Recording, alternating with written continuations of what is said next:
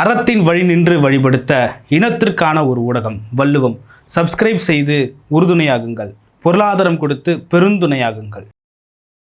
வள்ளுவம் நேயர்களுக்கு வணக்கம். அரசியல் பேசும் நிகழ்ச்சிக்கு உங்களை வரவேற்பதில் மகிழ்ச்சி. என்று நம்மோடு இணைந்திருக்கிறார் மூத்த பத்திரிகையாளர் திரு திருசத்தி சுந்தரராமன் அவர்கள். சார் வணக்கம். சார் வணக்கம் ராபின், சொல்லுங்க. நல்லா இருக்கீங்களா சார்? நல்லா இருக்கேன் சார். செந்தில் பாலாஜி மீது வழக்கு பதிவு செய்ய கோரி ஆளுநரிடத்தில் தாவேக அரசின் சார்பாக கடிதம் எழுதப்பட்டிருக்கிறது. அதாவது போன ஆட்சியில் 2016 நினைக்கிறேன், போக்குவரத்து துறையில் இருந்தப்போ வேலை வாங்கி தருவதாக சொல்லி லஞ்சம் வாங்கியிருக்காரு. அதை அமலாக்கத்துறை விசாரிக்க அனுமதி தர வேண்டும் என்று ஆளுநரிடத்தில் கடிதம் எழுதியிருக்காங்க தமிழ்நாடு அரசு. எப்படி பார்க்குறீங்க இந்த விஷயத்தை?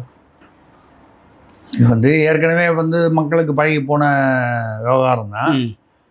2016 திமுக தலைவர் மு.க. ஸ்டாலின் தேர்தலில் நிற்கும்போது கரூரில் போய் கரூர் மாஃபியா தலைவர் யார், செந்தில் பாலாஜி, அப்போ அதிமுகவில் இருந்தார். போக்குவரத்து துறையில் இந்த மாதிரி அவர் லஞ்சம் வாங்கிட்டார், நாங்கள் ஆட்சிக்கு வந்தால் முதலில் அவரை சிறைக்கு அனுப்புவோன்னு பேசினார். அதுக்கப்புறம் அதுக்குள்ளே அவர் எங்கேயோ சுற்றிக்கிட்டு அமமுகலாம் போய் ஒரு வழியாக திமுகவுக்கு வந்துட்டார். அவர் செந்தில் பாலாஜி வந்ததுக்கப்புறம் அவர் திடீர்னு நீங்கள் தீரர் ஆகிட்டார், தியாகி ஆகிட்டார், ஒன்றும் இல்லை ட்ரெஷரர் ஆகிட்டார், கேட்கும் போதெல்லாம் காசு அள்ளி கொடுக்குற மாதிரி. ஆனாலும் பார்த்தீங்கன்னா அதே கேஸ் எந்த வழக்கில் அவரை நாங்கள் சிறைக்கு அனுப்புவோம் ஆட்சிக்கு வந்தால்னு பேசுகிறாங்களோ, 2001 ஆட்சிக்கு அவர் மீது இடி வழக்கு தொடுத்த போது அது அரசியல் வான்மம்னு அதே திமுக தலைமை பேசிச்சு. வழக்கு கூட வேறு வழக்கு இல்லை, குற்றச்சாட்டு கூட வேறு குற்றச்சாட்டு இல்லை. அதிமுகவில் இருக்கும்போது அந்த போக்குவரத்தில் வாங்கினது இல்லை. உலகத்துலேயே ஐசியமான ஒரு விஷயம் என்னென்னா, கோர்ட்டில் ஆர்குமெண்ட் சொல்லி அவர் எப்படி வெளியே வந்தார் போகலான்னு, அதுக்கப்புறம் தான் அது மறுபடியும் சுவோ மோட்டோவாக திருப்பி எடுத்தாங்க. வாங்கின காசு லஞ்சம் வாங்கணும் உண்மை, ஆனால் வாங்கின காசெல்லாம் திருப்பி கொடுத்துட்டோம். இது எப்படி குற்றமாகாதா?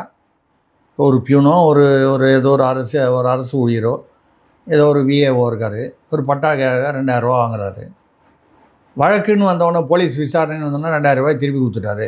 அப்போ குற்றம் இல்லாமல் போயிடுமா? இது ஒரு சாதாரண உதாரணம். மந்திரியாக இருக்கும்போது இன்னும். ஆனால் இப்படி இதை ஒரு நீதிபதி, நம்ம நீதித்துறையை பற்றி ரொம்ப பேசக்கூடாது, இருந்தாலும் ஒரு நீதிபதி யாரோ ஒருத்தர் இதை ஒத்துக்கிட்டு அவரை ரிலீஸ் பண்ணார். மறுபடியும் அது கேஸ் ஆச்சு, இடியில் கைது பண்ணாங்க. அப்போ தான் டிஆர் போல கூட சொன்னார், பாவம் அவர் பேண்ட்லேயே சிறுநீர் கழித்து விட்டார் அப்படின்னு சொன்னார். ஆனால் அப்படி கழித்தவர் அவர் ஒரு பெரிய தீரர், தியாகின்னு ஸ்டாலின் பேசினார். இனிமேல் யார் பேண்ட்டில் ஒன்றுக்கு போனாலும் அவங்களுக்கெல்லாம் தீரர்னு பட்டம் கொடுப்பாங்க போல இருக்குது திமுகவில். இது ஒரு பக்கம் நடந்தது. இப்போது என்னன்னு கேட்டிங்கன்னா, அந்த வழக்கை திருப்பி ப்ராசஸ் பண்ண சொல்லி அமலாக்கத்துறைக்கு அதாவது தமிழக அரசு, தாவேக அரசு எழுதுகிறது. ஏற்கனவே அந்த இன்னொரு கேஸ் இருக்குது பாருங்கள், இந்த டிரான்ஸ்ஃபார்மர் கேஸ். அது சிபிஐக்கு போகிறதா இருந்தது. சிபிஐ போகக்கூடாதுன்னு சொல்லி அவர் வழக்கு போட்டார் செந்தில் பாலாஜி. அது தள்ளுபடி ஆகிடுச்சு உச்சநீதிமன்றத்தில். அப்போது சிபிஐ வழக்கு செல்லும், உயர்நீதிமன்றம் கொடுத்த தீர்ப்பு செல்லும். இப்போ அங்கே சிபிஐயில் டிரான்ஸ்ஃபார்மர் வழக்கு, அப்புறம் இந்த போக்குவரத்து வழக்கு இப்போ தான் மறுபடியும், அதாவது ஏற்கனவே உள்ளது நடுவில் ஒரு இடத்துல ஸ்டாப் ஆகி நிற்கிது, அதை இப்போ மறுபடியும் மூவ் பண்ணுறாங்க. யார்? தாவேக அரசு. இந்த சமயத்தில் தான் பார்த்தீங்கன்னா பாருங்கள், இந்த இபியில் தமிழ்நாடு எலக்ட்ரிசிட்டி போர்ட்டில் 20 டிஸ்க்கு ஹார்ட் டிஸ்க்கு காணும். ஓகே சார், அதுக்கு முன்னாடி ஒரே ஒரு கேள்வி என்னென்னா, இந்த மாதிரியான வழக்குகளை, அதுவும் ஊழல் வழக்குகளை அரசு மும்முரம் காட்டுறது அரசியல் உள்நோக்கம் இருக்குமா அப்படின்ற ஒரு கேள்வியும் எழும். இந்த வழக்கில் அரசியல் உள்நோக்கத்தோடு தாவேக அரசு செந்தில் பாலாஜி மீது வழக்கு போட சொல்லி ஆளுநரத்தில் கடிதம் கொடுத்துருக்காங்களா? இல்லை, என்ன அரசியல் அவங்களுக்கு வன்மம் இருக்க முடியும்? செந்தில் பாலாஜி பேரில் இருக்கலாம், காரணம் இருக்கலாம், கரூர் காரணமாக இருக்கலாம், அவ்வளோதான் நீங்கள் மீன் பண்ணுறீங்கன்னு நினைக்கிறேன். அப்படியே இருந்தாலும் நீங்கள் அதை அதாவது வன்மம் இருக்குது இல்லை, இதை பற்றி நான் கருத்து சொல்லலை. வன்மம் இருப்பதற்கான வாய்ப்புகள் உள்ளன அப்படிங்கிறது நான் சொல்லாமையே தெரியும். ஏன்னா அவங்க அங்கே போய் கரூரில் அந்த 41 பேர் இறந்து போன அந்த வழக்கு விசாரணையில் என்ன சொன்னாங்க? நாங்கள் காரணம் இல்லை, செந்தில் பாலாஜி தான் அப்போது அவருடைய கூட்டம், அவரை சேர்ந்தவர்கள் பெருசாக கலாட்டா பண்ணி விட்டு நெரிசலை உண்டாக்கினார்கள். ஓகே. வெளிப்படையாக தானே பத்திரிக்கைலாம் வந்தது இல்லை. ம். அப்போ செந்தில் பாலாஜிக்கும் தாவேகாவிற்கும் கரூர் விஷயத்திலிருந்து ஒரு வன்மம் இருக்கிறது, ஒரு கசப்பு இருக்கிறது. 41 பேர் உயிரிழந்ததற்கு செந்தில் பாலாஜி தான் காரணம் என்று தாவேகாவினரும், தாவேகாவின் விஜய் தலைமையிலான தாவேகாவுடைய நிர்வாகிகளுடைய கவனமின்மை, பொறுப்பின்மை காரணமாக தான் சொல்லி இவங்களும் இதான விசாரணை நடக்குது. இப்போ வன்மம் இருக்குது இல்லைங்கிறத தாண்டி இந்த கசப்பு இருக்குது. எங்களை கொண்டு போய் 41 பேர் உயிருக்கு சிக்கலில் வந்து மாட்டி விட்டு, அது ஒரு கேஸில் மாட்டி விட்டு, அதில் விஜய் வந்து இன்னும் அவரை வந்து எஃப்ஐஆரில் சேர்க்கலையே தவிர அவர் சாட்சியாக விசாரிக்கப்படுகிறார். அதை ஒருத்தனா மற்றவர்கள்லாம் அதில் வழக்கில் இருக்காங்க. சில நிர்வாகிகள் இருக்காங்க, இந்த உள்ளூர் நிர்வாகிகள் உட்பட. இப்போ வன்மம் இருக்கிறதா இல்லையா என்றால் இருக்கும், இருந்தால் ஆச்சரியப்படுவதற்கு இல்லை, அப்படி தான் சொல்கிறோம். ஓகே. உள்நோக்கத்தோடு ஒரு அரசு செயல்படலாமா என்ற ஒரு கேள்வியும் வரும். அப்போ செந்தில் பாலாஜி வந்து எதுவுமே செய்யலை, அவர் ரொம்ப நல்லவர், நிரபராதி அப்படின்னு சொன்னால் நீங்கள் சொல்கிறது வந்து உள்நோக்கம், அரசியல் பழிவாங்கல். செந்தில் பாலாஜி மீது வழக்கு போட்டது தாவேக்கா இல்லை. இது நடந்தது, இந்த போக்குவரத்து விஷயம் நடந்தது 2016. அப்போ விஜய் என்பவர் வந்து ஒரு நடிகர், ஒரு கால் ரசிகர் மன்றம் வைத்திருந்தார், அவ்வளோதான். இயக்கம் கூட அப்போ வரல, அதுக்கப்புறம் தான் இயக்கமாகி அப்புறம் வருது. அப்போது இது உள்நோக்கத்தோடு போடுகிறார்னு எப்படி சொல்கிறது? ஏற்கனவே நடந்த வழக்கு தானே, ஏற்கனவே நடந்து இடி கைது செய்து எங்கேயோ ஒரு இடத்துல பிளாக் ஆகி நிற்கிது. அது நீதிமன்றத்தில் சில இடங்களில் பிளாக் ஆகிறதுக்கான வாய்ப்புகள் உண்டு. சட்ட ஓட்டைகள், சட்டத்தின் அந்த இடுக்குகளில் புகுந்து எல்லா கட்சியும் பண்ணக்கூடியது. திமுக அதில் வந்து எல்லாரையும் விட எக்ஸ்பர்ட்டு. அவங்க வரும்போதே தான், வக்கீலாக இருக்கும்போதே தான் வந்து யார் யாரை ஜட்ஜ் ஆக்கணுங்கிறதெல்லாம் கரெக்டாக வந்து பார்த்து போடுறாங்க. இதை நான் சொல்லலை, ஆர்எஸ் பாரதி அவர்கள் திமுகலேருந்து பல பேர் இன்றைக்கி ஜட்ஜாக இருக்காங்கன்னா அது திமுக போட்ட பிச்சை, கருணாநிதி அவர்கள் போட்ட பிச்சைன்னு பேசுனது RS Bharathi. So RS Bharathi அவர்கள் ஒரு மூத்த தலைவர் என்பதால் அவர் சொல்வதை நான் நம்புகிறேன். அப்போ நிறைய பேருக்கு இவங்க பிச்சை போட்டு நீதிபதி ஆக்கினாங்க அப்படின்னு அவர் சொல்லியிருக்கார். நம்ம நீதித்துறையை எந்த விதத்திலையும் அவமானப்படுத்துவதோ குறைத்து பேசுவதோ நியாயமில்லை. நீதிபதிகள் அவரவர்கள் திறமை, தகுதி, கல்வி தகுதி, அனுபவம் பொறுத்து வந்திருக்காங்கன்னா நம்ம நினைக்கிறோம். ஆனால் அவர் பேசுனது வேறு விதமாக. அப்போ அந்த வகையில் நீங்கள் இது வந்து ஏற்கனவே உள்ள வழக்கு தானே. சரி, ஏற்கனவே வந்து பெரிய கருப்பன் மேலே வழக்கு இருக்குது, பொன்முடி மேலே வழக்கு இருக்குது. இந்த வழக்குகளை எல்லாம் ஏன் அடுத்தது ஏன் வரக்கூடாது? ஏன்னா ஒரே நாளில் கிட்டத்தட்ட 32 பேர் பேர்லேயும் வழக்கு போடணுன்னு அவசியம் இல்லையே. இன்றைக்கி செந்தில் பாலாஜி பேரில் ஆளுநர்கிட்ட கொடுத்துருக்காங்க, அடுத்த வாரம் ஒரு கால் பொன்முடி பேரில் கொடுக்கலாமே, பொறுத்திருந்து பாருங்கள். அதிமுகவோட முன்னாள் அமைச்சர்கள் பேர்லையும் இதே மாதிரியான வழக்கு கொடுக்கலாமே. நான் வந்து அதிமுகனா கொடுக்கூடாதுன்னு நான் சொல்லியே. விஜயபாஸ்கர் மீது இருக்கிறது, வேலுமணி மீது இருக்கிறது. இதில் வந்து யார் பேரில் கொடுக்குறாங்க சார்? வந்து திமுக பேரில் தான் வேணும்ன்ட்டே கொடுக்குறாங்க. ஆமாம், நான் வந்து அது வந்து நியாயம்னு சொல்லலை. ஏதோ வந்து தாவேகாவில் எல்லாரும் வந்து புனிதர்கள், அதனால் அந்த அர்த்தத்தில் சொல்லலை. அரசியல்னு வரும்போது பிடிக்காதவனை தான் முதல்ல அட்டாக் பண்ணுவாங்க. நான் சொல்கிறது வந்து நியாயத்தை பற்றி பேசலை, லாஜிக்கை பற்றி பேசுகிறேன். லாஜிக் என்ன? பிடிக்காதவனை அட்டாக் பண்ணுது. சரி, இன்னும் இந்த பக்கம் இருக்கிறவர் வேலுமணி, அவர் நம்ம கட்சிக்கே கூட ஆதரவுலாம் தெரிவித்தார், அவரை போய் இப்போ பண்ண வேணாம், முடிவு பண்ணலாம். நீங்கள் ஏன் வேலுமணிக்கு எதிராக நீங்கள் வந்து அதை வந்து நீங்கள் இதே மாதிரி ஆளுநருக்கு எழுதவில்லை அப்படின்னு கேட்டால், நாங்கள் அதை ஆய்வு செய்து கொண்டிருக்கிறோம். இப்போ சபாநாயகர் என்ன பேசுகிறார்? அதிமுகலேருந்து மனு கொடுத்தாங்க, இந்த பக்கத்துலேருந்து எடப்பாடி சைட்லேருந்து கொடுத்தாங்க, அவங்க கொடுத்தாங்க, இவங்க கொடுத்தாங்க, அதெல்லாம் ஆய்வு செய்து கொண்டிருக்கிறோம். ஆய்வு எப்பொழுது முடியும்? அது முடியும் போது முடியும், உரிய நேரத்தில் முடியும். உரிய நேரம் என்பது எது? அது உரிய நேரத்தில் சொல்லப்படும். சபாநாயகர் எம்ஜிஆர் காலத்தில் மாணவர் அணியில் சேர்ந்தவர் அவர், ஜேசிடி பிரபாகர்.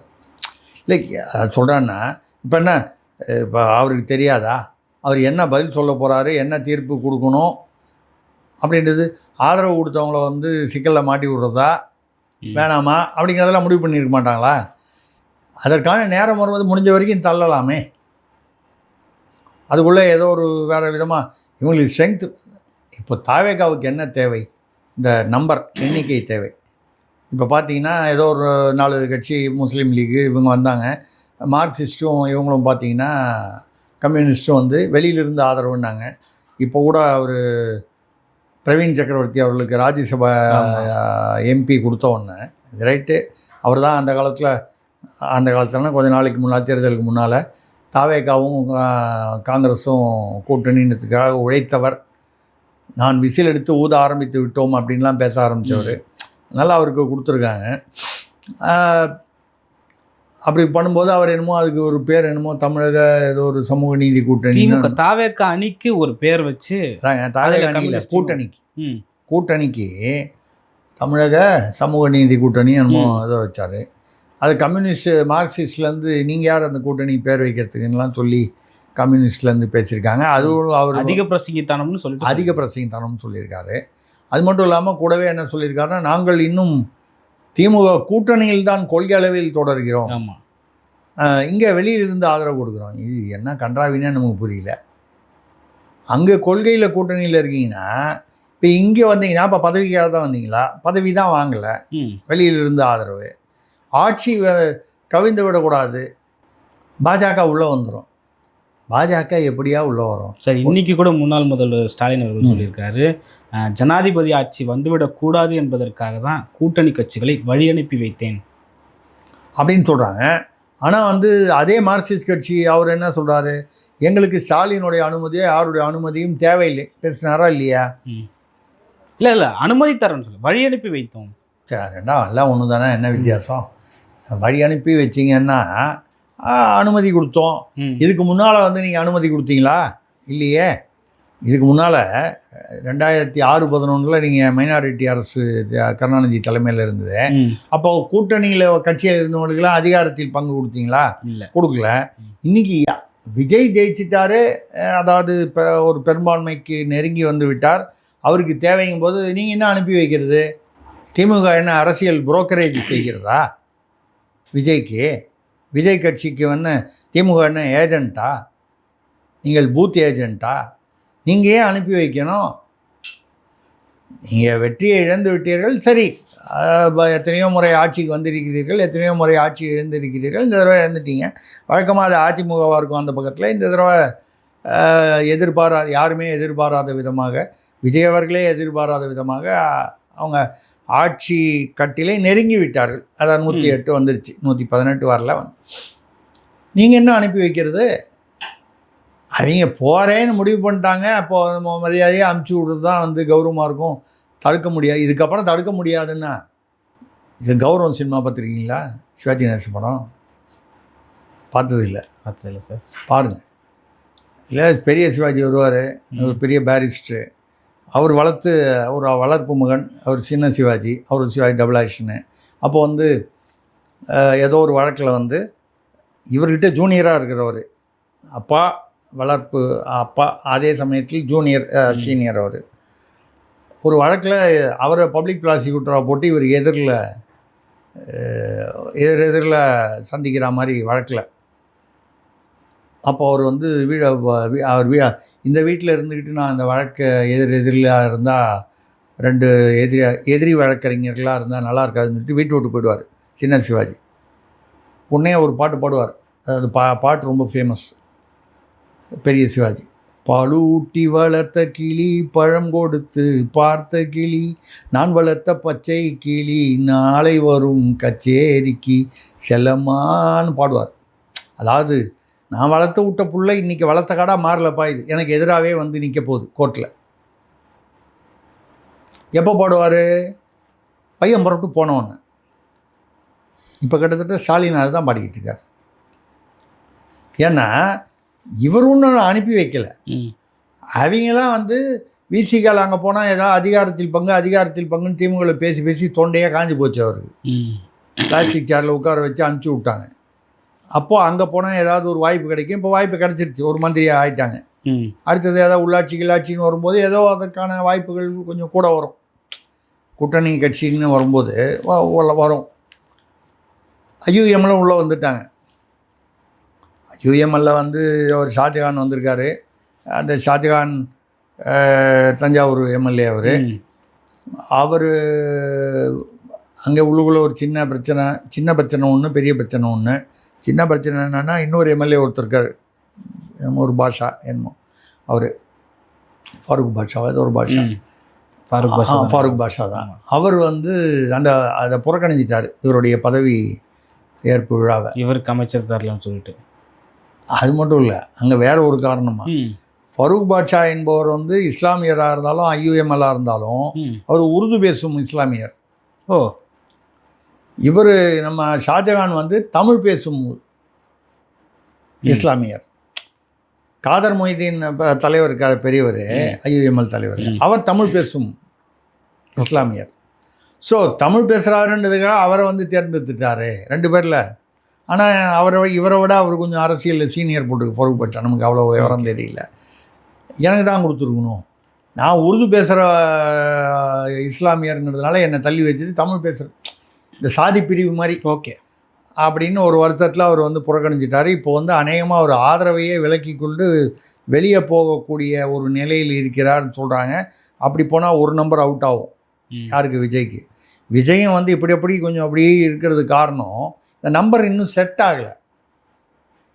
இந்த கலேடாஸ்கோப்னு இப்படி திருப்பிகிட்டே வந்தால் டிசைனாக வரும். அது மாதிரி ஒரு நாளைக்கு ஒரு டிசைன் வருது.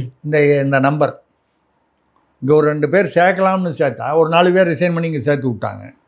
இதுலேருந்து அதிமுகலேருந்து. அப்போ இங்கேருந்து ஒன்று பிச்சுட்டு போதோ அப்படின்ற மாதிரி இருக்குது. இப்போ இவர் மார்க்சிஸ்ட்டு இவங்கள மாதிரி அதிமுகவில் வரவங்களுக்குலாம் அங்கேருந்து வந்தவங்களுக்குலாம் இடைத்தேர்தலில் கொடுத்தீங்கன்னா, சீட்டு கொடுத்தீங்கன்னா நாங்கள் வெளியில் போயிடுவோன்றாங்க. இப்போ இடைத்தேர்தல் ஏதோ ஒரு 5-6 மாதம் உள்ளே வரணும்ல. இந்த 5 திருச்சி கிழக்கு சேர்த்தா ஒரு 5 சீட்டு இப்போதைக்கு இருக்குது. இதுக்கப்புறம் இன்க்ரீஸ் ஆகலைன்னா இருக்குது. அதிமுகலேருந்து வேறு பார்த்தீங்கன்னா இப்போது இன்றைக்கி அவர் பேர் என்ன, MC சம்பத்து, ஒரு உடுமலை ராதாகிருஷ்ணன், கடம்பூர் ராஜு, MSM ஆனந்தன், இன்னும் நிறைய ஒன்றிய செயலாளர்களாக இருந்தவங்க நிறைய பேர் வந்திருக்காங்க. எனக்கு என்னமோ பனையூரில் வந்து தனித்தனியாக வந்து போர்டு மாட்டணும். அதிமுக விங், தாவேகா அதிமுக பிரிவு, தாவேகா. ஏன்னா திமுகலேருந்து கொஞ்சம் பேர் இந்த அளவுக்கு இல்லை, 1-2 பேர் போயிருக்காங்க. இப்போ எனக்கு கிடைத்த ஒரு செய்தியிலேருந்து ஏவா வேலு அவர்கள் வருத்தத்தில் இருக்காராம். ஒரு 1000 கோடி செலவு பண்ணிட்டாராம். எதுக்கு? தேர்தலுக்கு. திமுக தலைமை வந்து நீ செலவு பண்ணு, நான் பின்னால் தரேன். நான் திமுக தலைமை குடும்பத்துலேருந்து யாராவது திருப்பி பணம் வாங்கினதா சரித்திரம் இருக்கா? அவங்க வாங்கி தான் பழக்கம், கொடுத்து பழக்கம் இல்லை. அது அந்த காலத்துலேருந்தே அப்படி தான். அது அவங்க வாங்கி ஒரே போடுவாங்க. ஜோபி ஒரு பக்கம் தான், ஒரு பக்கம் ஒன் வே டிராஃபிக் தான் அது. அந்த மாதிரி வரக்கூடியதில் இந்த 1000 கோடி வரல, அதனால் வந்து எனக்கு அது கொடுக்கலன்னா ரொம்ப வருத்தம்னு சொல்லி நான் 25 MLA, அவர் பின்னால் 25 MLA வருவாங்களா போவாங்களான்லாம் நமக்கு தெரியல. சொல்லலாம் இல்லை, நான் 25 MLA கூப்பிட்டு நான் போயிடுவேன். போனால் எங்கே போவார்? அதிமுக போவார். அதிமுகவே அவங்களே வந்து நூடுல்ஸ் ஆகியிருக்காங்க. அங்கே போகிறதுக்கு வேலை இல்லை.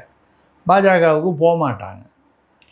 பாஜகலேருந்து அண்ணாமலையே இப்போ வெளியே போயிட்டார். அப்படி இருக்கும்போது அங்கேயும் போகிறதுக்கு வேலை இல்லை. காங்கிரஸுக்கு போகிறதுக்கு தமிழ்நாடு காங்கிரஸ் அப்படி ஒன்றும் பெரிய அளவுக்கு ஒன்றும் இல்லை. இப்போ திமுகலேருந்து காங்கிரஸுக்கு போகிறதுங்கிறது ஒன்றும் எதிர்பார்க்க முடியாது. வேறு எங்கே போகிறது? இப்போ எல்லாருக்கும் வந்து அகதிகளுக்கான ஒரே புகலிடம், அரசியல் அகதிகளுக்கான புகலிடம் அனாதை ஆசிரமம் தாவேகா தான் சார். ஆனால் இன்றைக்கி ஆதவர்ஜனை வந்து அந்த அதிமுகலேருந்து வந்து இணைஞ்சவங்களுக்கு மாற்று கட்சியில் வந்து இணையோர் விழா அப்படின்னு சொல்லிட்டு தலைப்பு போட்டிருந்தாங்க. பேசுகிறப்போ சொல்லியிருந்தாரு, அதிமுக மாற்று கட்சி இல்லை, அதுதான் தாய் கட்சி அப்படின்ற மாதிரி பேசுவாங்க. அதிமுக இல்லை, தாவேகா தான் தாய் கட்சி. நீ அதை சரியாக படிக்கலைன்னு நினைக்கிறேன். அவர் பேசுனதை நான் படித்தேன். அவர் சொல்கிறது தாவேகா தாய் கட்சின்னு சொன்னார். எனக்கே புரியல. 2 வருஷம் முன்னால் தான் அந்த கட்சியே வந்திருக்கு. இப்போ தானே வந்தது. ஆமாம். அது எப்படி தாய் கட்சியாகும்? நீங்கள் ஏதாவது சித்தி பெரியம்மான்னு வேணால் அது ஏதாவது சொல்லுங்கள். சித்தி கட்சி பெரியம்மா கட்சின்னு சொல்லுங்கள். அதில் ஒரு நியாயம் இருக்கலாம், கொஞ்சம் ஏற்றுக்கிற மாதிரி இருக்குது. நீங்கள் உண்மையிலேயே தாய் கட்சின்னு அந்த விஷயத்தில் சொன்னால் திமுகவை சொல்லலாம். ஏன்னா திகாவிலிருந்து 1949 திராவிட கழகத்திலேருந்து பிரிந்து வந்து கட்சியாக அண்ணாதுரை போன்றவர்கள் ஆரம்பித்தது திமுகவிலிருந்து. அதிமுக தான் தாயின்னு தான் சொல்லியிருக்காரு. தாவேகாவிற்கு அதிமுக தாய் கட்சி. இரு கட்சிகளுக்கும் எந்தவித வேறுபாடும் கிடையாது. ஓ, அப்படி சொல்லிட்டாரா? சரி, அதிமுக தான் தாய் கட்சின்ட்டார். கரெக்டு. எம்ஜிஆர் படம்லாம் வச்சுருக்காருல, அண்ணாதுரையும் வச்சுட்டார். ஏன்னா அதிமுகவில் அண்ணா பேரில் தானே, அண்ணா திராவிட முன்னேற்ற கழகம். இவர் எம்ஜிஆர் படத்தையும் அந்த இதிலெல்லாம் பிரச்சாரத்துலலாம் பயன்படுத்தினாங்க. செங்கோட்டையன் அவர்கள் ஜெயலலிதா ஃபோட்டோ வச்சுருந்த போது அதை மாற்றி அவர் விஜய் படத்தை வச்ச போது வேண்டாம் நீங்கள் ஜெயலலிதா படமே வச்சுங்கன்றாங்க. அப்போ தாய் கட்சினா தாய்கிட்டேருந்து எல்லாத்தையும் பிடுங்கிட்டு வர்றது தான் ஒரு குழந்தையுடைய, அவர் அதிமுகவை தான் சொல்லியிருக்காரு. நீங்கள் அதை சொல்கிறதில்ல பார்த்தேன், ரைட்டு, நீங்கள் சொல்கிறது கரெக்டு தான், அது சொல்லியிருக்காரு. அதிமுக தான் தாய் கட்சின்னா விஜய் அதிமுகலேருந்து வந்தாரா? உங்கள் தலைவர் அதவர்ஜனாவின் தலைவர் நீங்களே பெண் நிறுவனத்தில் வாய்ஸ் ஆஃப் காமன்ஸ்னு அங்கே இருந்துட்டு திமுக பக்கம் திமுகவோட தொடர்புடைய ஆளாக இருந்துட்டு அங்கேருந்து விசிகா வந்துட்டு விசிகாலேருந்து தாவேக்காவுக்கு வந்துட்டீங்க. விஜய் அவர்கள் நேரடியாக தன்னுடைய ரசிகர் மன்றத்தை இயக்கமாக்கினார், இயக்கத்தை கட்சியாக்கினார். அதிமுக தாய் கட்சின்னு எந்த விதத்தில் சொல்கிறீங்க? இல்லை, அதிமுகவில் இருக்கிற முன்னாள் அமைச்சர்கள் அதிமுகவுடைய 90 விழுக்காடு நிர்வாகிகள் அங்கே தான் இருக்காங்க. ஏங்க 90 விழுக்காடு இங்கே தான் வந்துட்டாங்க இல்லை வருவாங்கங்கிற, இன்னும் 90 விழுக்காடு வரல. கணக்கு பார்த்தீங்கன்னா 90 விழுக்காடுலாம் வரல. ஒரு 4-5 பேர் வந்திருக்காங்க, இப்போ ஒரு கொஞ்சம் பேர் வந்திருக்காங்க. இவங்கெல்லாம் முன்னாள் அமைச்சர்கள், எல்லாம் எம்எல்ஏக்கள் இல்லை. ஸோ எம்எல்ஏக்களாக இருந்தால் அது எண்ணிக்கையிலலாம் வரும், இந்த சட்ட சிக்கல்கள்லாம் வரும். அவங்க தான் வந்து திரும்பி போயிட்டாங்க. வேலுமணி, அவர் சிவி சண்முகம், அந்த இவங்கெல்லாம் சிவி சண்முகம் தான் கொஞ்சம் இப்படி எப்படி இருக்காரே தவிர வேலுமணி, தங்கமணி, நத்தம் விஸ்வநாதன் போன்றவர்கள் மீண்டும் எடப்பாடி பக்கம் போயிட்டு எடப்பாடி தான் பொதுச் செயலாளர்னு சொல்லிட்டாங்க. ஏன்னா இந்த சட்ட சிக்கல் இவங்களுக்கு எதிராக அமையும், எம்எல்ஏ பதவி பறிபோகும். இதுக்கு முன்னாலெல்லாம் நான் சொல்லியிருக்கேன், இது நடந்திருக்கு முன்னால். அமமுகவிலேயே நடந்திருக்கு. 18 பேர் அதிமுகலேருந்து போய் சேர்ந்து கடைசியில் டிஸ்குவாலிஃபை ஆகிட்டாங்க, நம்ம பேசியிருக்கோம். ஸோ அதெல்லாம் வச்சுக்கிட்டு அவங்க வந்து பயந்துக்கிட்டு, எல்லாருக்குமே பதவி தாங்க முக்கியம். இந்த பதவி போய் கொள்கைன்னா இப்போ என்ன கொள்கை? அதிமுகவில் என்ன கொள்கை? வேலுமணிக்கும் தங்கமணிக்கும் சிவி சண்முகத்துக்கும் திடீர்னு ஒரு மாதத்தில் பிடிக்காமல் போச்சு. தேர்தலுக்கு முன்னால் என்ன பிடிச்சிருந்தது, இப்போ என்ன பிடிக்காமல் போச்சு? எம்ஜிஆருடைய கொள்கை, ஜெயலலிதா அவர்களுடைய கொள்கை, ரைட்டு. எடப்பாடியோட கொள்கை எங்களுக்கு பிடிக்கல. எவ்வளோ நாள் அவர் கூட தானே இருந்தீங்க, ஏதோ அட்ஜஸ்ட் பண்ணிட்டு இருந்தீங்க, கருத்து வேற்றுமை இருந்திருக்கலாம். ஒன்றும் பெரிய கொள்கை கோட்பாடெலாம் இல்லை, அவங்களுக்கு பதவி வேணும்.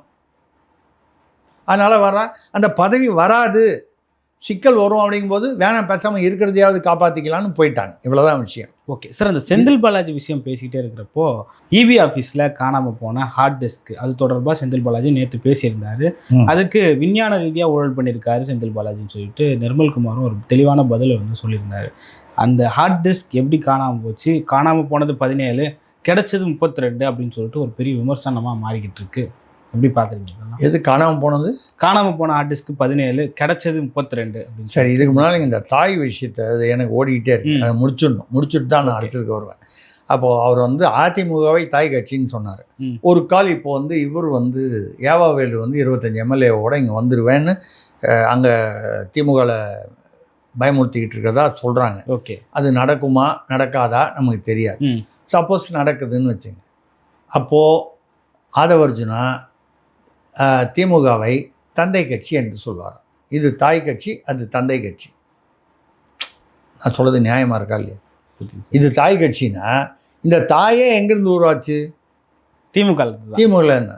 இதுக்காக அது பாட்டி கட்சின்னா சொல்ல முடியும்? தாயோட தாய் பாட்டி அப்படின்னு சொல்லுவோமா நம்ம? அப்படின்னு சொல்லுதா இல்லை தந்தை கட்சின்னு சொல்லுவாரா தெரியல.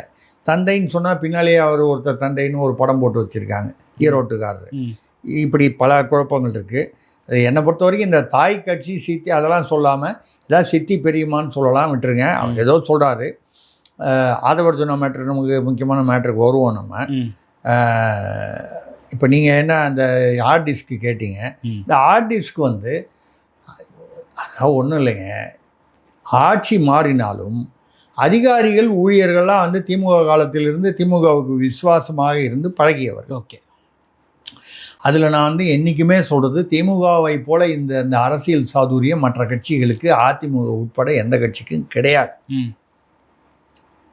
அது வராது. அவங்க தான் காசு வாங்கிட்டு ஒரு பதவியை கொடுக்கும்போது கூட அவன் திமுக காரனாக பார்த்து கொடுப்பாங்க. நான் பல இடங்களில் பேசியிருக்கேன்.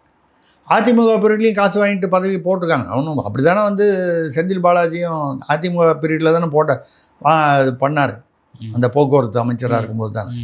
ஸோ அப்போ அதிமுக பண்ணுவோம். ஆனால் என்னென்னா அதிமுக பீரியடில் ரைட்டு ஒரு போஸ்டிங் இவ்வளவா ரைட்டு அதை வாங்கிட்டு போட்டவன் அவன் யாராக இருந்தாலும் குப்பம் சுப்பம் யாராக இருந்தாலும் தெரியாமல் வாங்கி போட்டோம்.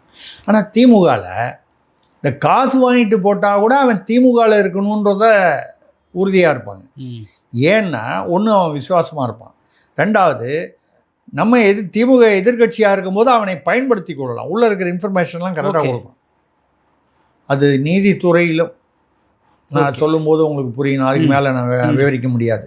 நீதித்துறையில் ஆரம்பித்து சாதாரண அலுவலர்கள் அரசு ஊழியர் இப்போ அந்த மாதிரி வரும்போது மின்சாரத்துறையில் இவங்களுக்கு எதிராக இருக்கக்கூடிய இப்போ சிபிஐ வழக்கு வேறு வருது, டிரான்ஸ்ஃபார்மர் செந்தில் பாலாஜிக்கு. இப்போ இவங்க வேறு எழுதுறாங்க. நீங்கள் நினச்சிட்ருக்கீங்களா இவங்க இன்றைக்கி காலையில் செய்தி வருது பத்திரிகைகளில் எங்கே சேனல்கள்லாம் இந்த மாதிரி ஆளுநருக்கு இந்த போக்குவரத்து விஷயமா எழுதுறாங்க. 4 நாளைக்கு முன்னால் முடிவு பண்ணியிருப்பாங்களா? ஒரு 3 நாளைக்கு முன்னால் முடிவு பண்ணியிருப்பாங்களா? ஏதோ ஒரு அதிகாரிகள் மத்தியில் ஏதோ ஒரு உயர் அதிகாரி மத்தியில் பேசுவாங்களா? அங்கே ஒரு பிஏ வந்து அதை வந்து காதில் கேட்டுக்கிட்டு இருப்பானா, ஒட்டு கேட்டுக்கிட்டு இருப்பானா, கரெக்டாக திமுக சொல்லுவானா? அப்போது இது அங்கே போகுதா? இந்த ஹார்ட் டிஸ்க்லாம் இருந்தால் தானே அதை வச்சுக்கிட்டு தானே பேக்கப் டேட்டாலாம் இருக்குதா இல்லையா? இந்த ஹார்ட் டிஸ்கை தூக்கு இல்லைன்னா எப்படிங்க வந்து ஏதோ ஆன் டெக்குன்னு ஒரு கம்ப்யூட்டரு அவன் தான் வந்து சர்வீஸ் மெயின்டெனன்ஸ் வச்சுருக்கான்னா உள்ளே போய் அவன் வந்து இங்கே மட்டும் இல்லை, இப்போ என்ன சொல்கிறாங்கன்னா பிடபிள்யூடி, ஹைவேஸு, பதிவுத்துறை, இந்த மாதிரி பல துறைகள்லேயும் வந்து இதே மாதிரி டேட்டா காணாமல் போயிருக்கிறதா சந்தேகப்படுறாங்க. இன்னும் உறுதியாக இல்லை. இந்த ஹார்ட் டிஸ்க்குகள் நீங்கள் சொல்கிறது வந்து அந்த பாயிண்ட்டுக்கு வரேன். 17 முதல்ல வந்து 16ன்னு சொன்னாங்க, அப்புறம் 20ன்னு சொன்னாங்க. அதில் ஏதோ 17 18 நம்ம பிடிச்சிட்டேன்னு சொன்னாங்க. பெங்களூரில் கோபிநாதன் ஒருத்தர், அப்புறம் இன்னொருத்தர் ரெண்டாவது ஒருத்தரை கைது பண்ணியிருக்காங்க, பிடிச்சிட்டாங்கன்னு சொன்னாங்க. அவர் ஏங்க ஹார்ட் டிஸ்க்கு திருட போகிறாரு? திருடிட்டு போய் அவர் என்ன பண்ணுவார்? அந்த கோபிநாத் என்பவர் அவர் ஒன்றும் பெரிய திமுக நிர்வாகியோ அமைச்சரோ இல்லை. அவர் அந்த ஏதோ ஒரு கம்ப்யூட்டர் இதில் எம்ப்ளாயி. இப்போ யாரோ அவர்கிட்ட காசை கொடுத்து திருட சொல்லியிருக்காங்க, அவ்வளோதான விஷயம். இது யூகம் பண்ணுறதுக்கு பெரிய அறிவெல்லாம் வேண்டியதில்லை. அப்போ யாரோ அவர்கிட்ட காசு கொடுத்து பண்ணியிருக்காங்கன்னா யாருக்கு வந்து அந்த டேட்டா வெளியில் வந்துச்சுன்னா கோர்ட்டுக்கு போச்சுன்னா அது பெரிய சிக்கலாகும்னு யார் பயப்படுவாங்க? இதுக்கு முன்னால் யார் ஊழல் பண்ணியிருக்காங்களோ அவங்க தான் பயப்படுவாங்க.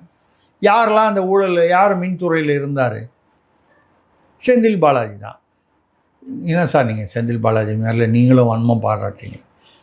அது காணாமல் போச்சுன்னு முதல்ல யார் வாயை திறந்து உங்களை கேட்காமே வந்து வாண்டனாக வந்து வண்டியில் ஏறினது யார்? விளக்கம் கொடுத்தது யார்? செந்தில் பாலாஜி. உங்களை கேட்டாங்களா? கேட்டால் என்ன பதில் சொல்லலாம்? நீங்கள் என்னைக்கு காணாமல் போச்சு? இது யார் ஆட்சி? இது விஜய். மின்சாரத்துறை அமைச்சர் யார்? சோன்சோ.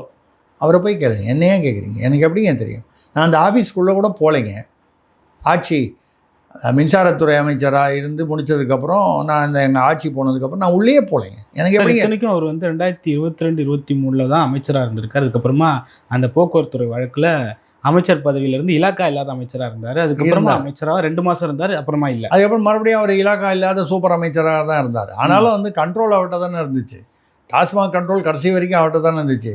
தம்பி ரத்தீஷ், ஆகாஷ் பாஸ்கரன், அது இதெல்லாம் இருந்துச்சுல்ல. இப்போ உங்களுக்கு ஒரு முக்கியமான விஷயம் இப்போ வந்து நடந்தது என்னென்னா, பேசியிருக்கேன் சில நிகழ்வுகள் ஒரு 10 நாளைக்கு முன்னால்.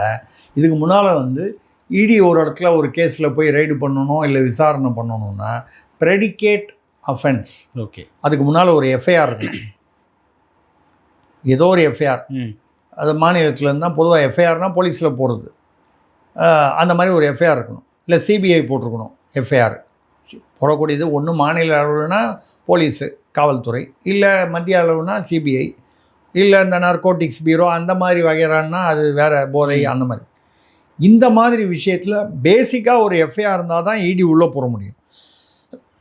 இதை காரணம் காட்டி நிறைய பேர் வெளியில் வந்திருக்காங்க. இடிக்கு வந்து அதுக்கான அதிகாரம் இல்லை எங்களை விசாரணை பண்ணுறதுக்கு, எஃப்ஐஆர் இல்லை. அவங்க என்ன பண்ணுவாங்க?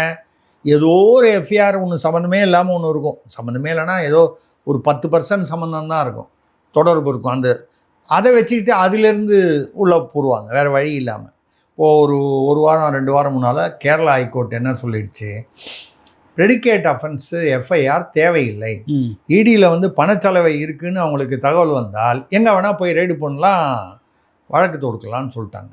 அப்போ என்ன ஆகும்? இவ்வளோ நாள் தப்பித்து வந்த நம்ம இப்போ சொல்கிறது வந்து திமுகவை பற்றி ஏன் பேசுகிறோன்னா, கடந்த 5 வருடம் அவங்க தான் ஆட்சியில் இருந்தாங்க. பல வழக்குகள், பல புகார்கள், குற்றச்சாட்டுகள். இப்போ இனிமேல் வந்து இடிக்கு வந்து அந்த ப்ரெடிகேட் எஃப்ஐஆர் தேவையில்லை.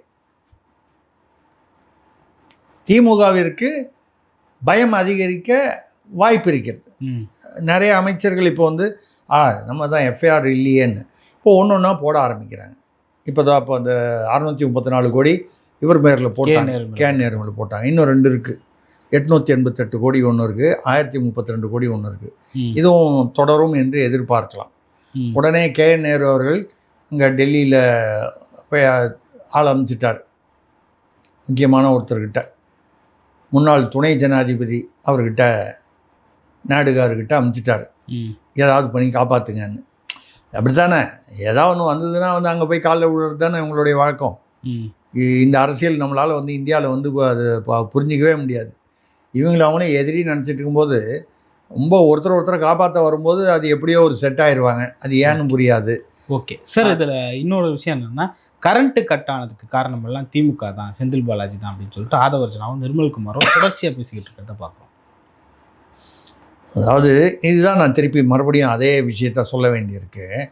திமுக பீரியடில் அந்த ஊழியர்கள், அலுவலர்கள், அதிகாரிகள் இவங்க எல்லாரும் திமுக சார்பாக இருக்கா மாதிரி திமுக ஆட்களாக நியமிப்பார்கள். இப்போது இவர் நிர்மல்குமார் சொன்ன கருப்பாடுகள் இருக்கா சார்? இருக்கும். ஆனால் அதே சமயத்தில் நீங்கள் மொத்தமாக எல்லா இடத்துலையும் மின்வெட்டுக்காரனும் திமுக காரன் தான் அப்படின்னு சொல்லி தப்பிச்சுக்கூடாது. ஓகே, சில இடங்களில் அப்படி இருந்திருக்கலாம் என்பது என்னுடைய சந்தேகமும் கூட. வேணும்ட்டே அதை வந்து நோண்டி விட்டு போயிடுறாங்க, அதாவது இந்த ஆட்சிக்கு கெட்ட பெயர் வரணும்னு.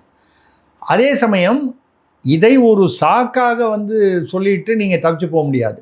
இதற்கான நீங்கள் அந்த அதிகாரிகள் யாரோ அந்த அதிகாரிகளை வந்து மாற்ற வேண்டியதுதான். ஒரு சந்தேகம் இருக்குன்னா என்ன, அந்த அதிகாரியை தூக்கி வேறு ஏதாவது டம்மி ஆஃபீஸில் போட்டுட்டு வேறு ஒரு அதிகாரியை போட வேண்டியதான், அலுவலர்களை போடணும். இல்லை யார் மீதாவது வந்து குற்றம் நிரூபணமானால் நடவடிக்கை எடுக்கலாம். நான் சொல்கிறது என்னென்னா, திமுக செய்யக்கூடியது, அவர்கள் வந்து இந்த மாதிரி விஷயத்தில் விவரம் அறிந்தவர்கள்னால் மக்கள் பணியை விட மக்கள் பணி வேற, பிணி வேற. பிணின்னா தமிழில் உங்களுக்கு தெரியும்னு நினைக்கிறேன், நோய். இந்த மக்கள் பிணி எப்படி ஏற்படுத்துவது என்பது திமுக வந்து அவர்கள் அனுபவஸ்தர்கள், செய்தார்கள் என்று நமக்கு தெரியாது, நம்ம சொல்ல முடியாது, நம்ம என்ன விசாரணை அதிகாரி இல்லை. ஆனால் அப்படி நடக்க வாய்ப்பு உண்டு. அதே சமயத்தில் இதை மட்டுமே வைத்துக்கொண்டு நீங்கள் ரொம்ப நாள் வந்து இதை வந்து ஒரு சாக்காக சொல்ல முடியாது. அது உண்மையாக இருந்தாலும் அதை கண்டுபிடித்து களைந்து அதற்கு மாற்று ஏற்பாடு செய்து இதற்கு ஒரு தீர்வு காண வேண்டியது விஜய் அவர்கள் தலைமையிலான இந்த ஆட்சியுடைய கடமை. ஓகே சார், மீண்டும் அந்த ஹார்ட் டிஸ்க் விஷயத்துக்கே வரேன். ஹார்ட் டிஸ்கை கூட காப்பாற்ற முடியல, ஆட்சி எப்படி காப்பாற்ற போகிறாங்கன்ற ஒரு கேள்வியும் தொடர்ந்து வந்துக்கிட்டு இருக்கு. இல்லைங்க, அதெல்லாம் வந்து நீங்கள் வந்து, நான் வந்து விஜயோடைய ஆட்சியும் வந்து எங்கெங்கெல்லாம் வந்து அவசியமோ அங்கெல்லாம் விமர்சனம் தான் பண்ணிக்கிட்டு இருக்கேன். நான் ஒன்றும் விஜய் அப்படி பார்க்க போனால் பாஜகவையும் விமர்சனம் பண்ணிக்கிட்டு இருக்கேன். நான் என்னை பொறுத்த வரைக்கும் எந்த கட்சியும் நான் வந்து விட்டு வைப்பதில்லை. அந்த வகையில் ஹார்ட் டிஸ்கை காப்பாற்ற முடியல அப்படின்னு சொன்னால் கொஞ்சம் அப்படியே ஃப்ளாஷ்பேக் ஓட்டுங்க. முன்னால் சவுக்கு சங்கருங்கிற பேர் கேள்விப்பட்ட பேராக இருக்கா? பிரபலமான பேர் தானே. அவர் திமுக ஆட்சியில் தானேங்க வந்து உபேந்திரான்னு ஒரு ஐஏஎஸ், சவுக்கு சங்கருடைய சரித்திரத்தை எடுத்து பாருங்கள். நான் சொல்கிறது வந்து அவரை எதிர்த்தோ அவரை விமர்சனம் செய்தோ சொல்லவில்லை. எங்கே சவுக்கு சங்கர் என்பவர் எங்கே பிரபலமானார், எப்போது பிரபலமானார்? திமுக ஆட்சி நடத்தியது பூங்கோதை ஆலடி அருணா அவர்களுடைய மகள் அமைச்சராக இருக்கும் பொழுது அவருடைய தம்பி வந்து டிரான்ஸ்போர்ட் டிபார்ட்மெண்ட்லேயே என்னமோ ஏதோ ஒரு மோசடியில் மாட்டிக்கிட்டார், ஏதோ ஒரு நிதி மோசடி. அப்போது அவரை காப்பாற்றுறதுக்கு அந்த விஜிலன்ஸ் டிபார்ட்மெண்ட், உபேந்திரா என்ற ஒரு கர்நாடகா ஐஏஎஸ் அதிகாரி தான் தலைவர். அவருடைய துறையில் இவர் உதவியாளராக இருந்தார். சவுக்கு சங்கர் இன்று அழைக்கப்படும் சங்கர். அவங்க அப்பா அதே துறையில் அவர் வந்து இருந்தார். அதனால் வந்து அவர் இறந்து போனதுக்கப்புறம் அந்த கம்பேஷனட் கிரவுண்ட்ஸில் வந்து அப்போது அந்த உபேந்திரா என்ன பண்ணுவார், வழக்கமாக வந்து தங்கிட்ட விஐபிலாம் பேசுனா அந்த விஐபிலாம் பேசுனதை வந்து அவர் ரெக்கார்ட் பண்ணி வச்சுருவாங்க. அவங்க எதாவது கேட்பாங்க, இந்த ஆப்ளிகேஷன், இந்த ஃபேவர், இந்த மாதிரி ஏதாவது விஷயங்கள். நாளைக்கு எதாவது பிரச்சனை வந்ததுன்னா, இதை பாருங்க அவர் தாங்க சொன்னார், இவங்க தான் சொன்னாங்க, அவருடைய சேஃப்டிக்காக அவர் ரெக்கார்ட் பண்ணி வச்சுருவார். இது அந்த உபேந்திராவுடைய வழக்கம். அது சரியாக தவறான்னு கேட்டால் அது அவர் இஷ்டம், பண்ணி வச்சுருவார். இதை வந்து தெரிஞ்சு ஒரு நாள் ஏதோ ஒரு விடுமுறை நாள் அன்னைக்கு போய் இவர் வந்து சவுக் சங்கர் மீது அப்போது சுமத்தப்பட்ட குற்றச்சாட்டு அவர் அதை வந்து டவுன்லோட் பண்ணி இந்த பூங்கோதை ஆலடி அருணா வந்து உபேந்திராட்ட பேசி என் தம்பி கேஸில் கொஞ்சம் பார்த்து அவரை விடுவிச்சுருங்க, அவர் குற்றவாளின்னு சொல்லிடாதீங்க, ரெக்கமெண்ட் பண்ணியிருக்கேன். இதை வந்து டேப்பை வந்து ரிலீஸ் ஆகிடுச்சு. அவராக அப்போது இடைநீக்கம் செய்து விட்டார். இப்போ தான் 2 வருஷம் முன்னால் தான், கிட்டத்தட்ட 10-12 வருஷத்துக்கு அப்புறம் தான் அவரை பதவி நீக்கம் செய்தார். அது வரைக்கும் அந்த கேஸு சஸ்பென்ஷனில் தான் அவர் இருந்திருக்கார். இப்போ நான் சொல்கிறது வந்து உதாரணம் பார்த்தீங்கன்னா, இதில் ஒரு சிடியை கூட பத்திரமா வச்சுக்க தெரியல தவேக ஆட்சியில் அப்படின்னு திமுக சொல்கிறதுக்கு திமுகவுக்கு என்ன அருகதை இருக்குது? திமுக ஆட்சியில் தானே உபேந்திரா இருந்தார், விஜிலன்ஸு கமிஷனராக இருந்தார். அப்போ சவுக்கு சங்கருங்கிறத ஒரு பக்கம் தள்ளி வைங்க, யாரோ ஒரு பணியாளர் வந்து அதில் இருக்கிறத டவுன்லோட் பண்ணி எடுத்துகிட்டு போய் வெளியில் ரிலீஸ் பண்ணிட்டார் அப்படின்னு அவர் மீது வைக்கப்பட்ட குற்றச்சாட்டு. அது ஆனால் ரிலீஸ் ஆச்சு. அந்த ஆடியோ வந்து எல்லாரும் கேட்குற அளவுக்கு ரிலீஸ் ஆச்சு. சவுக்கு சங்கர் ரிலீஸ் பண்ணாரா, வேறு யாராவது ரிலீஸ் பண்ணாரா தெரியாது, யாரோ ரிலீஸ் பண்ண. அப்போ திமுக ஆட்சி, நீங்கள் ஆட்சி என்ன நடத்துகிறீர்கள்? ஒரு எங்கேயோ ஒரு மூலையில் வந்து ஒரு சிடி ரிலீஸ் ஆகிடுச்சே அப்படின்னு சொல்ல முடியுமா? நான் இந்த விஷயத்தில் வந்து தாவேகாவை ஆதரவு என்ற அந்த நிலையில் நியாயத்தை மட்டும் பேசுகிறேன். எங்கேயோ ஒரு இபியில் வந்து சிடியை வந்து யாரோ ஒரு வந்து அந்த கம்ப்யூட்டர் ஸ்பெஷலிஸ்ட்டு, இந்த சர்வீஸ் டெக்னீஷியன் வந்து டவுன்லோட் பண்ணி எடுத்துகிட்டு போயிட்டான்னா நிர்மல்குமாரோ விஜயோ வந்து அதை வந்து காவல் இருப்பாங்களா? எத்தனை டிபார்ட்மெண்ட்டில் அந்த மாதிரி காவல் இருக்க முடியும் சார்? Government office sir. ஆமாங்க, இல்லைங்க, நான் சொல்லுது அன்னைக்கு திமுக ஆட்சியில் நடந்த போதும் இந்த சவுக்கு சங்கர் அந்த பூங்கோதை ஆளர் அப்போவும் அது வந்து தவறு தான், கவனக்குறைவு தான். இன்றைக்கும் அது கவனக்குறைவு தான். நான் வந்து இதை வந்து நியாயப்படுத்தி சொல்லலை நீங்கள். அதனால் வந்து ஏதோ விஜயே வந்து ஏற்பாடு பண்ணி இதை வந்து வெளியில் அமைச்சிருப்பாரு அப்படின்னு சொல்ல முடியாது. நம்ம அதிமுக பொதுச் செயலாளர் எடப்பாடி பழனிசாமியோட அறிக்கை பார்க்குறப்போ அந்த சந்தேகம் அதிகமாகுது. ஓரசக்தி பாரசக்தியை வந்து காப்பாற்றுற முயற்சியில் ஈடுபடுறார் தாவேக்கா அப்படின்ற மாதிரி கேட்டிருந்தார். அன்புமணியும் அதே டோனில் கேட்டு. நீங்கள் அது வேற, நீங்கள் கேட்ட கேள்வி வேற. அவங்க என்ன சொல்கிறாங்க, திமுகவை தாவேக்கா காப்பாற்ற முயல்கிறதா அப்படிங்கிற அர்த்தத்தில் சொல்கிறாங்க. அப்படியா இருந்தால் அப்போ தாவேகாவும் சேர்ந்து சதி செய்து இந்த என்ன சொல்கிறது, அந்த டிவிடியா ஹார்ட் டிஸ்க் எடுத்துகிட்டு போய், அந்த அர்த்தம் வேறு. நான் சொல்கிறது திமுக ஒரு கால் யாரையாவது அனுப்பி, செந்தில் பாலாஜியோ இல்லை திமுகவை சேர்ந்த யாரோ, இது தங்களுடைய குட்டு வெளிப்படும் என்று அனுப்பி இருக்க வாய்ப்பு இருக்கிறதுன்னு சொல்கிறோம். விசாரணையில் தான் விஷயம் தெரியும். இந்த கோபிநாத்தும் இன்னும் யாரோ ஒருத்தர் மாட்டியிருக்காங்களே, இவங்களை உரித்து தொங்க விட்டு உங்களை அனுப்பிச்சது யாருன்னு கேட்டு வெளியில் வந்தால் தான் உண்மை தெரியும். நீங்கள் அது வரைக்கும் ஒன்று திமுகன்னு ஒரு யூகம் இருக்கலாம், இல்லை இப்போ எடப்பாடியோ பாமகவோ சொல்கிற மாதிரி இவர்களை காப்பாற்றுவதற்காக வந்து இவங்க செஞ்சாங்கன்னு ஒரு வரலாம். இப்போ இதே மேட்ரு வந்து இன்னும் பல துறைகளில் இப்போ 17 சிடி காணாமல் போச்சு, 32 கிடச்சிதுன்னா என்ன அர்த்தம்? அதுலேயே வந்து தாவேகா மீது குற்றச்சாட்டு இருக்கிறது. நான் ஏதோ தாவேகா ஆதரவாக நான் சொல்கிறது வந்து இப்படியும் ஒரு திமுக சைட்லேருந்தும் ஒரு பிரச்சனை செய்யக்கூடியவர்கள் தாவேகாவில் செஞ்சுருப்பாங்களா தெரியல. 17 அதாவது தொலைந்து போய் 2 வாரத்திற்கு மேலாக வெளியில் சத்தமே வரல, கேஸ் கொடுக்கல. இது ஒரு கேள்வி இருக்குது, தாவேகா ஆட்சிக்கு எதிரான ஒரு கேள்வி. இந்த கேள்வியையும் நான் ஏற்றுக்கொள்கிறேன். நிர்மல்குமார் அமைச்சராக பொறுப்பேற்ற 4 நாட்களில் இது நடந்திருக்கு, அதுக்கு முன்னாடி கூட நடக்கலை. இல்லைங்க, என்றைக்கு நாள் நடந்திருக்கலாம். நான் என்ன சொல்கிறேன், அமைச்சரே விட்டுருங்க, அந்த துறையில் அதுக்கான ஒரு அதிகாரி இருக்கார். அவர் வந்து திமுக ஆட்சியிலையும் அவர் அதிகாரி, அதிமுக ஆட்சியிலையும் அதிகாரி, தாவேகா ஆட்சியிலையும் அவருடைய பணியில் இருக்கார். அங்கே அந்த மாதிரி தொலைந்து போயிருக்குன்னா அமைச்சரே வேணாமே, இந்த அதிகாரியே வந்து காவல்துறையில் கொடுக்கணும். ஒன்று, முக்கியமான ஹார்ட் டிஸ்கில் உள்ள டேட்டாலாம் வந்து கண்டிப்பாக முக்கியமான டேட்டா. அதில் டெண்டர் ஒதுக்கப்பட்டது, அது பர்ஃபார்மன்ஸு, பேமெண்ட்டு, இதெல்லாம் அப்படின்னா என்ன, பண விஷயங்கள்.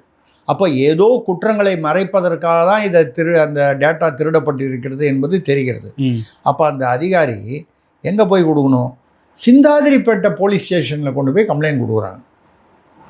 இது தாவேகா மீது உள்ள என்னுடைய விமர்சனம். ஏங்க சிந்தாதிரிப்பேட்டை போலீஸ் ஸ்டேஷன்லேருந்து அங்கே லா அண்ட் ஆர்டர் கிரைம் இருக்குது, நீ எதை பந்தோபஸ்து போகிறது வருது, மொத்தமே எவ்வளோ பேர் இருப்பாங்க? எங்கே கொண்டு போய் கொடுக்கணும்? கமிஷனர் ஆஃபீஸில் கொண்டு போய் கொடுக்கணும் இல்லையா? டிஜிபி ஆஃபீஸில் கூட கொடுக்கல. இல்லைங்க, டிஜிபின்னா தமிழ்நாடு முழுக்க. இங்கே சென்னையில் ஒரு கால் டான்ஜெட் கோலில் நடந்ததுன்னா கமிஷனர் தான். இதே மாதிரி ஒரு கால் கோயம்புத்தூரில் நடந்தது, கரூரில் நடந்தது, மதுரையில் நடந்ததுன்னா நீங்கள் சொல்கிறது டிஜிபி. இங்கே சென்னை நகரம் அப்படின்னு சொன்னால் கமிஷனர். யார் கமிஷனருங்கிறது முக்கியம் இல்லை. கமிஷனர் ஆஃபீஸில் கொண்டு போய் கொடுத்து, சென்ட்ரல் கிரைம் பிரான்ச்சுன்னு இருக்குது, சிசிபின்னு, அங்கே கொண்டு போய் கொடுக்கணும். அதுக்கப்புறம் அவங்க வந்து இது வந்து சிபிசிஐடியா இல்லை அவங்களே விசாரிக்கிறதாங்கிறது அவங்க லெவலில் அதிகாரிகள், காவல்துறை உயர் அதிகாரிகள் முடிவு பண்ணுவாங்க. இதில் அமைச்சர் என்னைக்கு வந்தார், முன்னால் வந்தாரா பின்னால் வந்தாரா, வந்து 4 நாளில் நடந்ததா, இது தனி. நம்மளுடைய கேள்வி, இது ஏங்க வந்து முதல்ல 2 வாரத்துக்கு வெளியில் சத்தமே இல்லை? ஓகே, எப்போ அமைச்சர் வந்து கொண்டு போய் இந்த போலீஸுக்கு வந்து காவல்துறைக்கு அளிக்கப்படுகிறது என்றால், டைம்ஸ் ஆஃப் இந்தியா பத்திரிகையில் இந்த செய்தி வெளிவந்த பிறகுதான் காவல்துறைக்கு புகார் போயிருக்கிறது. பத்திரிகை செய்தி வெளிவந்துருச்சு, இதுக்கு மேலே பொறுக்க முடியாதுன்னு கேஸ் போயிருக்கு. அப்போது தாவேகா மீது அதிமுகவோ பாமகவோ சந்தேகப்படுவதோ இல்லை இப்படி தான் இருக்குன்னு ஒரு குற்றம் சாட்டுவதற்கோ ஆதாரங்கள்னு சொல்கிறத விட அதற்கான தரவுகள் இருக்கின்றன. ஏன் வந்து முதல்லையே போலீஸ் கம்ப்ளைண்ட் கொடுக்கல? ஏன் போய் சிந்தாதிரிப்பேட்டையில் கொடுத்தீங்க? பத்திரிகையில் வந்ததுக்கப்புறம் போலீஸுக்கு கொடுக்குறீங்களே, அப்போ ஒரு கால் பத்திரிகையில் வரலைன்னா இதை அமைக்கலான்னு நினச்சிங்களா? அப்படி நினைக்கும் பொழுது தாவேகா வந்து திமுகவிற்கு பி டீம்னு சொல்லக்கூடியது, நம்மளே கூட போன தடவை பேசினோன்னு நினைக்கிறேன், ஃப்ரான்ஸில் உட்காந்துட்டு ரூட் ஜெகதீஷும், அவர் யாருன்னு உங்களுக்கு தெரியும், ரூட் ஜெகதீஷ் எல்லாருக்குமே தெரியும் இப்போ தமிழ்நாட்டில், தாவேகாவுடைய விஜயுடைய நண்பர்னு. அவரும் திமுகவில் உதயநிதியின் தம்பிகளில் ஒருவராக கருதப்படும் ரத்தீஷ் 500 கோடி ரூபாய்க்கு ஸ்விம்மிங் பூலோட வீடு கட்டுறாரு ஈசிஆர்லன்னு. அவங்க 2 பேரும் சந்தித்து எஸ்என்ஜே யாருது, ஜெயமுருகன், திமுக என்ன சொல்லணும் நம்ம, அனுதாபி அப்படி சொன்னால் தான் அது நாகரீகமாக இருக்கும். கலைஞரை வச்சு 2 படம் எடுத்தார் அவர். அதுக்கப்புறம் கேஎல், அதுவும் டிஸ்டிலரி. இந்த 2லேயும் ஆர்டர் நிறையா கொடுக்கணும்னு எங்கே உட்காந்து பேசுகிறாங்க? ரத்தீஷும் ஜெகதீஷும் பேசுகிறாங்க. அதாவது திமுக சார்பிலையும் தாவேகா சார்பிலையும் பேசுகிறாங்க. அப்புறம் திமுக வர்சஸ் தாவேகா அப்படின்னு இங்கே பேசுகிறதெல்லாம் அப்படின்னா உண்மையான மக்களுக்கு சந்தேகம் வரதானே வருது. ஓகே, அவங்களுடைய திமுகவுக்கு நேரடி தொடர்புடைய சில இவங்களுக்கு டிஸ்டிலரிஸுக்கு ஆர்டர் அதிகமாக கொடுக்கணும், அங்கே உட்காந்து பேசுகிறீங்க. இங்கே சிடி ஹார்ட் டிஸ்க்கு தொலைஞ்ச போது அதை மறைப்பதற்கு முயற்சி செய்தீர்களோ என்ற சந்தேகம் எழுகிறது. ஏன்னா பேப்பரில் வர வரைக்கும், பத்திரிகையில் வர வரைக்கும் நீங்கள் போலீஸில் கொடுக்கவே இல்லை. கொடுத்ததும் கொண்டு போய் சிந்தாரிப்பேட்டையில் என்னமோ வீட்டில் வந்து யாரோ கோழி திருடிட்டு போயிட்டான்ற மாதிரி வந்து கொண்டு போய் கொடுக்குறீங்க. இப்போ இப்படிலாம் வரும்போது இந்த ஆட்சியின் மீது, இந்த ஆட்சியாளர்கள் மீது, அந்த துறை அமைச்சர், அதிகாரிகள் இவர்கள் மீது சந்தேகம் வருகிறது. சரி, இந்த விஷயத்தை தான் சார் திரும்ப அந்த உள்நோக்கமா அப்படின்ற இடத்துக்கு வந்தது. செந்தில் பாலாஜி கேஸுக்கு ஆளுநருக்கு கடிதம் எழுதுனது உள்நோக்கமா? அந்த எடப்பாடி பழனிசாமியோட அந்த கேள்விக்கும் அன்புமணி அவர்களுடைய கேள்விக்கும் முற்றுப்புள்ளி வைக்கணும் தான் தாவேகா இன்னைக்கு அந்த கடிதத்தை கொடுத்தாங்களான்ற ஒரு கேள்வியும் இருக்குது. அது அதாவது ஒரு நாடகமாக கூட இருக்கலாம். நீங்கள் எங்கள் பேரில் சந்தேகம் வராமல் இருக்குன்னு பாருங்கள், நாங்கள் பாருங்கள் செந்தில் பாலாஜி பேரில் நாங்கள் லெட்டர் கொடுத்துருக்கோம்ல ஆளுநருக்கு அப்படின்னு சொல்லி அது சொல்வதற்காக கூட இருக்கலாம் நம்ம வந்து. ஆனால் செந்தில் பாலாஜியை காப்பாற்றுவதற்காக தாவேகா இதை செய்திருக்கும் என்று நான் நம்பவில்லை. ஓகே, அதாவது தாவேகா புனிதர்கள், அதனால் அவங்க செய்ய மாட்டாங்க அப்படின்னு நான் சொல்லலை. ஓகே, செந்தில் பாலாஜி மீது அவர்களுக்கு இருக்கக்கூடிய கடுப்பு, வன்மத்தில் அவரை போய் காப்பாற்றுறதுக்கு முயற்சி பண்ணுவாங்களா? பண்ண மாட்டாங்க. ஆனால் செந்தில் பாலாஜி நீங்கள் சொல்கிற மாதிரி எப்போ அமைச்சராக இருந்தார்? மின்சாரத்துறையில் 23 23க்கு அப்புறம் கிட்டத்தட்ட 2 வருஷத்துக்கு மேலே ஆண்டு இருக்காங்களே. ம். இப்போ வேற யாரோ முத்துசாமி இருந்தாரா? ஆமா. யாரோ முத்துசாமி தான் மின்சாரத்துறை அமைச்சர் நினைக்கிறேன். நடுவில் கொஞ்ச நாள் தங்கம் தென்னரசு இருந்தாருன்னு நினைக்கிறேன், ஞாபகம் இல்லை எனக்கு. ரைட்டு, யாரோ இருந்தாங்க திமுக அமைச்சர். அப்போ செந்தில் பாலாஜியை காப்பாற்றுவதற்காக அந்த ஹார்ட் டிஸ்க் வந்து தாவேகா வந்து துணை போயிருக்கும் என்று நான் நம்பவில்லை என்பதுதான் என்னுடைய கருத்து. பல்வேறு கருத்துக்களை பகிர்ந்து கொண்டீங்க. மற்றும் ஒரு காலம் சந்திப்போம். நன்றி. நன்றி, வணக்கம்.